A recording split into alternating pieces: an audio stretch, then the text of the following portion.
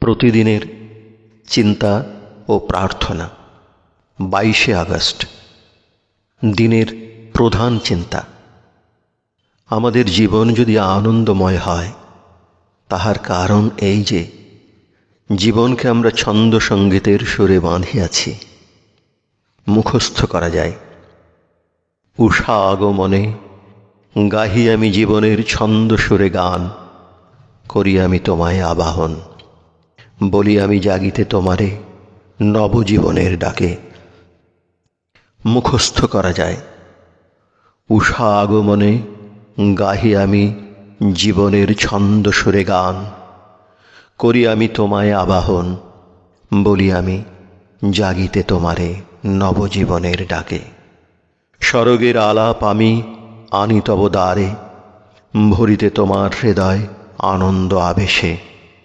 ওগো স্বপ্নপ্রিয়, হোক তব জীবন ছন্দ সুরে বাঁধা নিদ্রায় জাগরণে, তবেই বুঝিবে তুমি মোর সঙ্গীত কেমন। উপদেশ।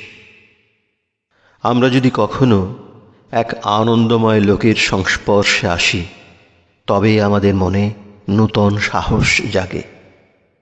আমাদের জীবনে আনন্দের বিশেষ প্রয়োজন, নিজেদের জন্য এবং অন্য সকলের উন্নতির জন্য। আপন হৃদয় যদি আনন্দবিহীন হয়, তবে কি আমরা জগতে আনন্দ ছড়াইতে পারিব?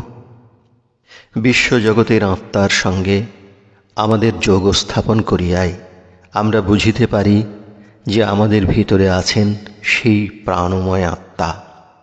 আমরা যখন সেই অক্ষয় সত্তার স্পর্শ পাই, তখনও আমরা চিরন্তন লোকে প্রবেশ করিতে পারি। তখনই আমরা বিষাদ ও নিরানন্দ মুক্ত হই। প্রার্থনা।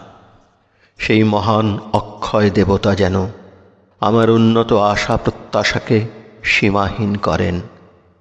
আমার হৃদয় যেন তিনি আনন্দময় করেন। এ জীবন যেন বিশ্বজগতের সঙ্গে সম্মিলিত হইয়া তাহারই ছন্দে চলে।